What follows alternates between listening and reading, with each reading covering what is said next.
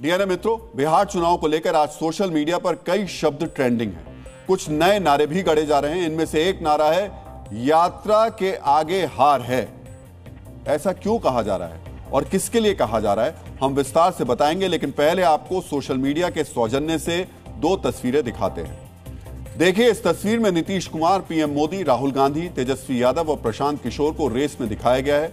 राहुल यहां उल्टी दिशा में दिखाई दे रहे हैं। इसमें कैप्शन भी लिखा गया है, कांग्रेस की परफॉर्मेंस देखकर लगा कैसे वो चुनाव लड़ने नहीं, बस अटेंडेंस लगाने आए हों। अब दूसरी तस्वीर भी आपको दिखा देते हैं। ये एक डेटा शीट है, इसे भी आज सोशल मीडिया पर खूब शेयर किया जा रहा है। इस डेटा शीट में बताया गया है कि 20 साल में राहुल गांधी के नेतृत्व में कांग्रेस 95 चुनाव हार चुकी है। अब बात उस यात्रा की जिस पर आज मीम बन रहे हैं कि यात्रा के आगे हार है। मित्रों, ये राहुल गांधी के वोट अधिकार यात्रा की बात हो रही है। राहुल गांधी ने वोट चोरी को मुद्दा बनाते हुए बिहार में 25 जिलों में वोट अधिकार यात्रा निकाली। इस यात्रा के दौरान राहुल ने 110 विधानसभा सीटों को कवर किया। यात्रा के दौरान वो बिहार में 1300 किलोमीटर चले। राहुल गांधी की यात्रा में खूब भीड़ दिखाई दी। कांग्रेस के नेताओं का कहना था कि इस यात्रा से बिहार में चुनावी नैरेटिव बदला है। आज चुनाव के परिणाम क्या कहते हैं, अब आपको यह बताते हैं। कांग्रेस को 6 सीटें मिलती दिखाई दे रही हैं। बिहार में 1300 किलोमीटर की चुनावी यात्रा करने वाले राहुल गांधी की पार्टी सिर्फ 6 सीटें जीतती दिखाई दे रही है। सोचिए, यह स्थिति है। वैसे कांग्रेस इस प्रदर्शन को इसलिए संतोषजनक मान सकती है क्योंकि 2010 के विधानसभा चुनाव में कांग्रेस को इससे भी कम, यानी सिर्फ 4 सीट मिली थी। इस तरह देखा जाए तो 15 साल बाद कांग्रेस फिर सिंगल डिजिट की पार्टी हो गई है।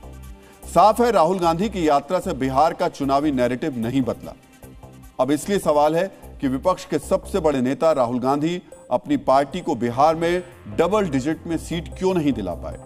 कांग्रेस 61 सीटों पर चुनाव लड़ी थी। इन्हीं सीटों के लिए आखिरी तक महागठबंधन में पेच फंसा रहा। आखिरकार आरजेडी उन्हें 21 सीटें उसने दे दी। 61 सीटों पर चुनाव लड़ी कांग्रेस महज 10% सीट ही जीतती दिखाई दे रही है। आखिर इसकी वजह क्या है? डीएनए मित्रों, समझिए, बिहार में चुनाव की प्रक्रिया शुरू होने से पहले ही राहुल गांधी के नेतृत्व में कांग्रेस ने स्पेशल इंटेंसिव रिवीजन के खिलाफ माहौल बनाना शुरू कर दिया था, जिसे एसआईआर कहा जाता है। कांग्रेस ने वोट चोरी का बड़ा मुद्दा बनाया। रोजगार, महंगाई, पलायन जैसे मुद्दे कांग्रेस के एजेंडे में गौण हो गए, यानी बहुत छोटे हो गए। लेकिन चुनाव के नतीजे बता रहे हैं कि कांग्रेस का वोट चोरी वाला मुद्दा चला नहीं। लोगों ने रोजमर्रा के मुद्दों को अहम माना। वोट चोरी के मुद्दे पर कांग्रेस के तथ्यों और तर्कों पर बिहार के वोटर ने भरोसा नहीं किया। एसआईआर के मुद्दे को बिहार के मतदाताओं ने खारिज कर दिया, लेकिन कांग्रेस के नेता अब भी इस सच को स्वीकार नहीं कर रहे हैं। वो बता रहे हैं कि एसआईआर और वोट चोरी ही कांग्रेस के सिंगल डिजिट में आने की वजह है। There's always winning and losing. हार जीत होती है, लेकिन इस तरह का फैसला स्वीकार्य नहीं है, क्योंकि हमने जमीनी हकीकत की जांच की है। हम लंबे समय से एसआईआर के बारे में बात कर रहे हैं, लेकिन अभी कुछ कहना जल्दबाजी होगी। Of course, maybe this kind of margins are not expected. Let's see how it goes. जब ऑब्जेक्शंस रेज किए जा रहे थे तो 89 लाख ऑब्जेक्शन दिए गए थे। उसके बाद में भी चुनाव आयोग ने कहा कि कोई हमें कंप्लेंट दे ही नहीं रहा है। जब इस हद तक बेईमानी पर उतर जाए तो क्या ही कहना, लोकतंत्र की हत्या है। डीएनए मित्रों, राजनीति में एक परंपरा आत्ममंथन की भी रही है। पार्टियां चुनाव में हार के बाद आत्ममंथन करती हैं। कांग्रेस भी शायद आत्ममंथन करे। शायद कांग्रेस के आत्ममंथन में यह मुद्दा भी रहे कि राहुल गांधी की रैलियों में आने वाली भीड़ वोट में क्यों नहीं बदलती।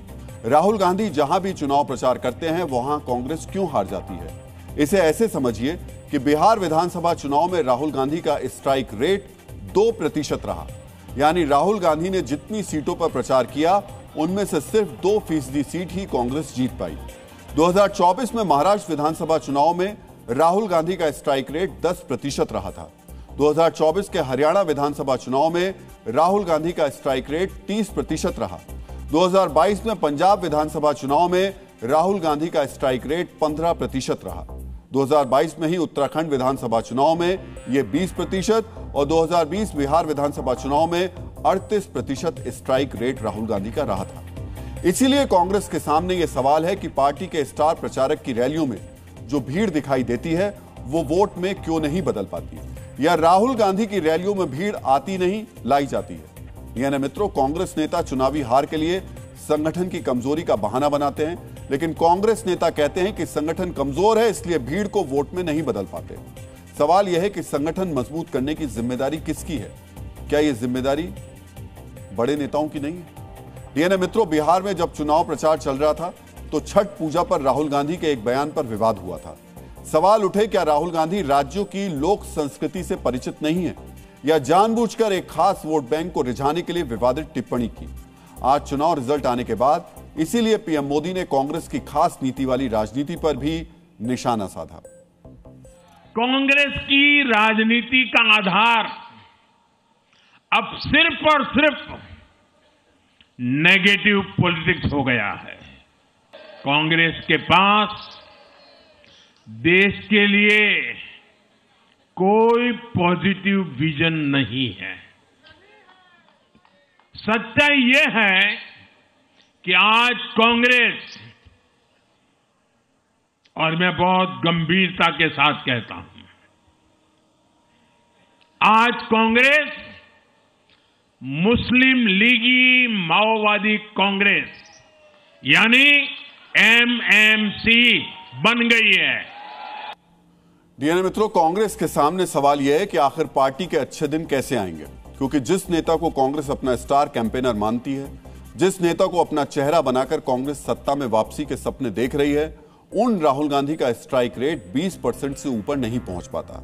हर चुनाव में उनके उठाए मुद्दों को वोटर खारिज कर देते हैं। आखिर देश की सबसे बड़ी विपक्षी पार्टी मजबूत होगी कैसे? मित्रों, बिहार के चुनाव नतीजे पर राहुल गांधी का रिएक्शन आया है। राहुल गांधी ने सोशल मीडिया पर एक पोस्ट की। राहुल ने अपनी पोस्ट में बिहार के मतदाताओं का आभार जताया। साथ ही उन्होंने परिचित पद्धति में बिहार के चुनावी परिणाम को चौंकाने वाला बताते हुए लिखा कि हम एक ऐसे चुनाव में जीत हासिल नहीं कर सके जो शुरू से ही निष्पक्ष नहीं था।